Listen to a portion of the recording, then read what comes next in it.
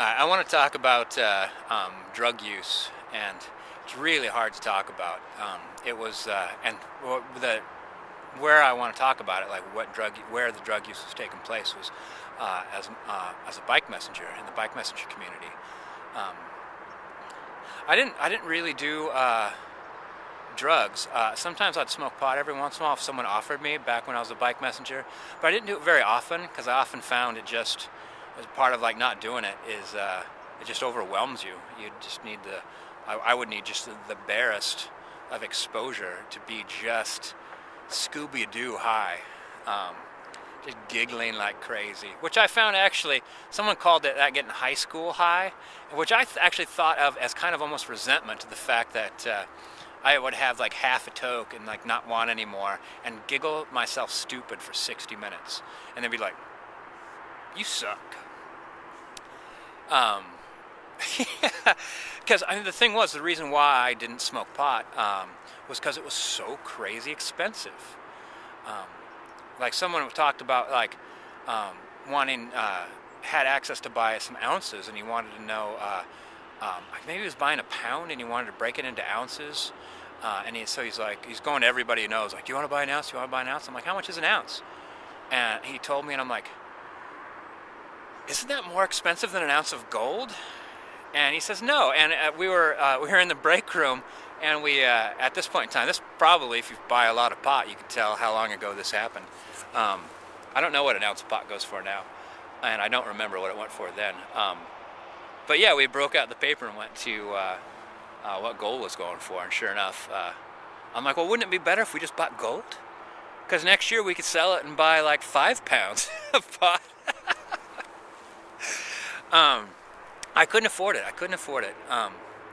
And I saw a lot of people that needed to afford it would be living like three to 7 deep in apartments or houses.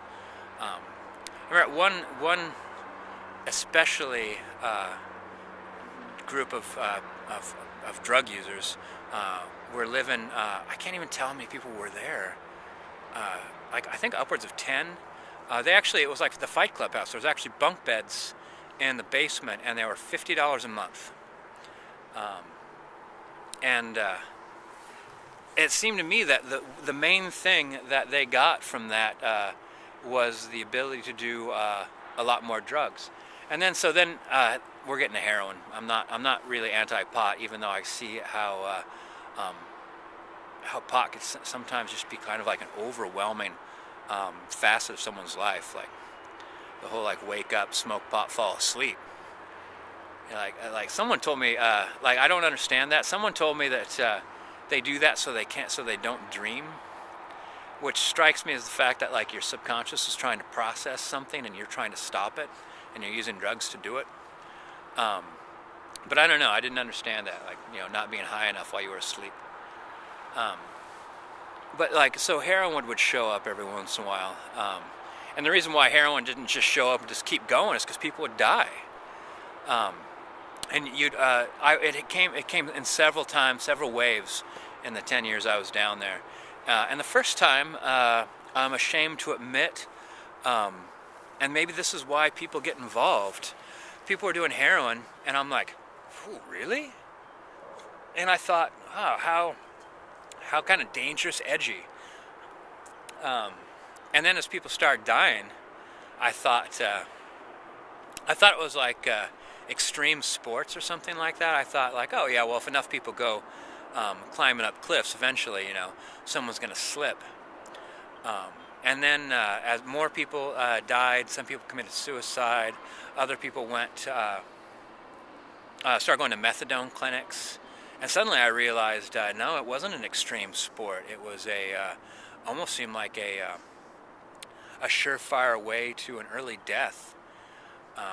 And watching what happens to their bodies and watching what happens to their life, they got to the point where like people couldn't afford or just stopped paying rent, and their friends would throw them out on the street, and other friends would allow them to sleep on their couch, for a short period of time.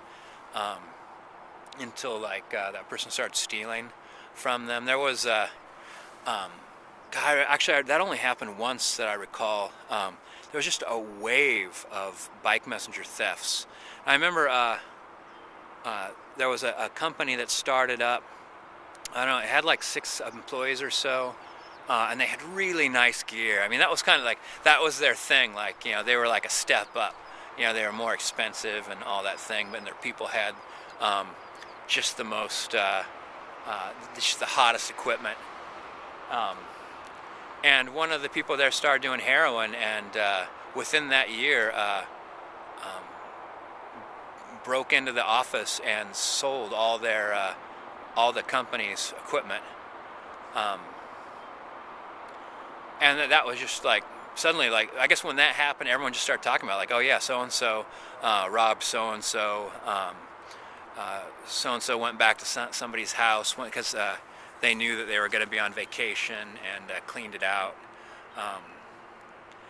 And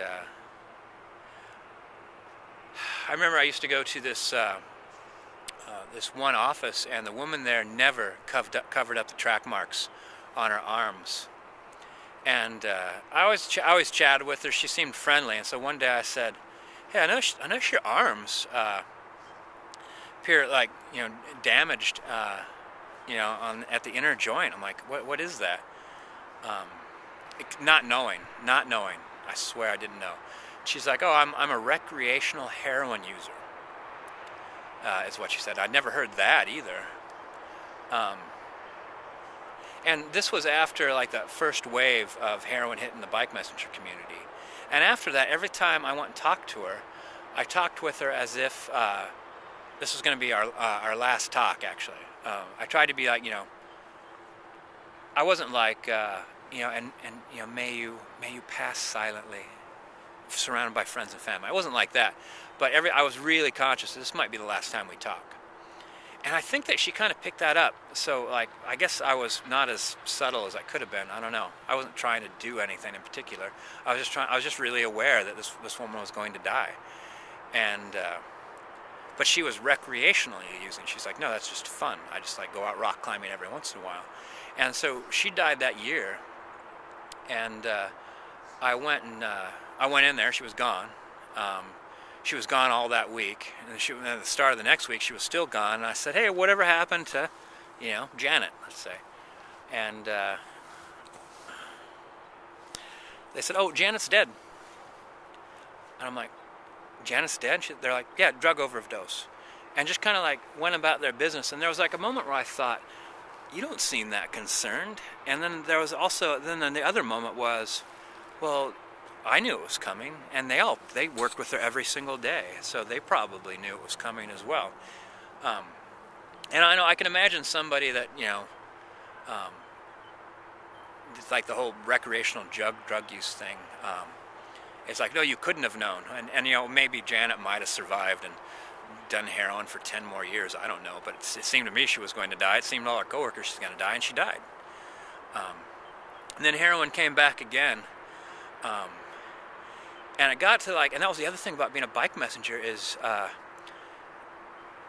in the downtown area, especially in Old Town Northwest, especially about that time, people were selling drugs everywhere, right on the street. You'd watch it happen. People would I'd be stopped at a light, and people would actually shuffle out into the street and ask me, because I was a bike messenger, what do I need? What do I need?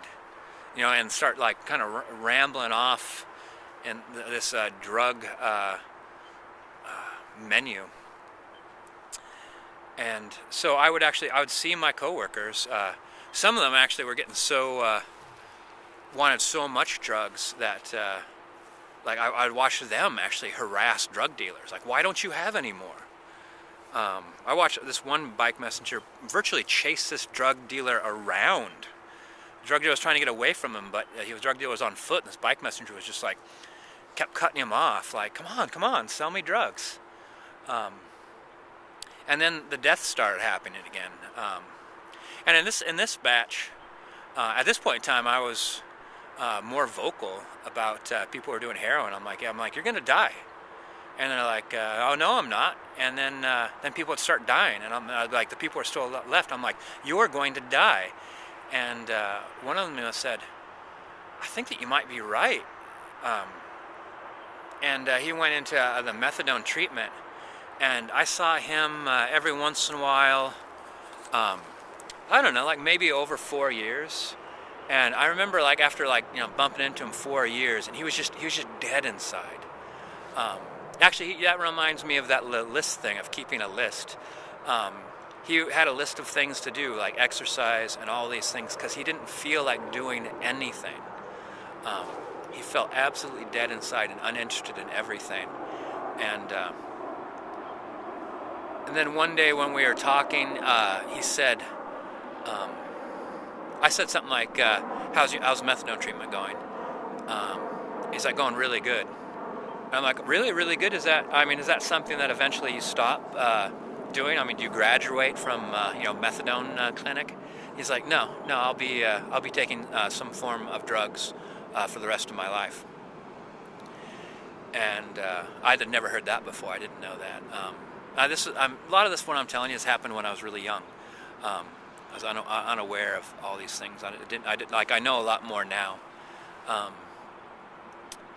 But he talked about going to the gym and jogging on the treadmill, and he says he kind of like was watching TV or something like that, and he just kept running and kept running and kept running, and then he felt a little something, like it shocked him like right off the treadmill, and he wanted to try to describe it to me, and he described it. He remembered me telling him how you could, like if you're coming down the street and you're catching all the lights, you try to catch up to the red light just where you get a green, and you can hang a left and catch the very tail end of the next sequence of lights.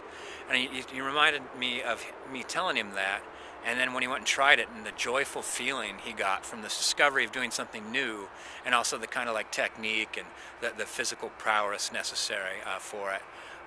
And so like the joy on something so simple as hooking a fast left onto a one-way and catching the next series of lights. He says he felt a tiny, like a shadow of that, a tiny glimmer of light of that on the treadmill, which he kind of like communicated to me that it was like the best thing that had happened to him in like 4 years. Yeah,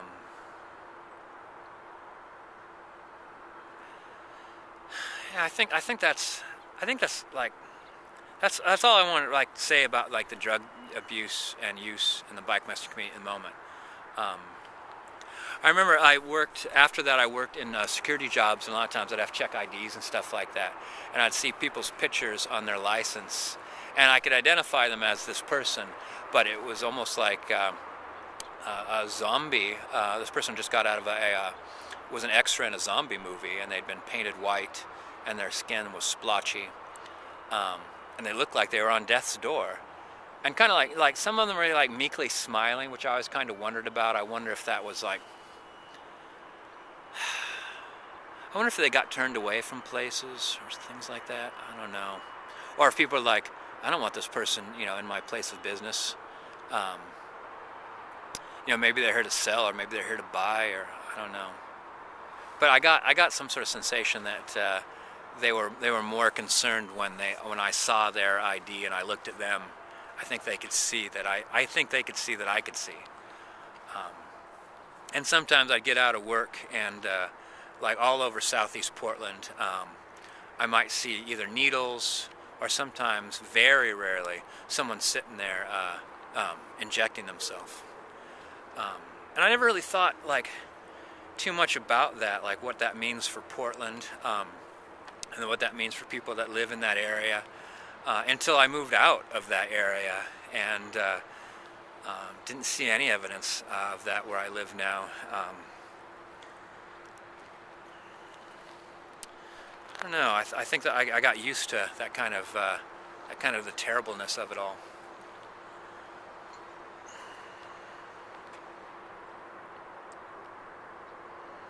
Yeah. One of my friends who I really liked committed suicide, and he was into heroin, and so was his girlfriend. And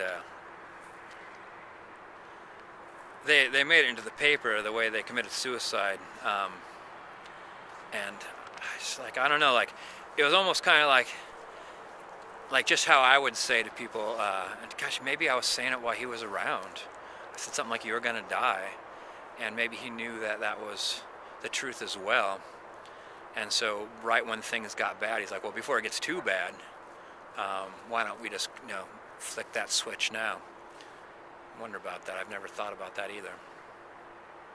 All right, that's enough. I'm gonna freak myself out before I go to work. Okay.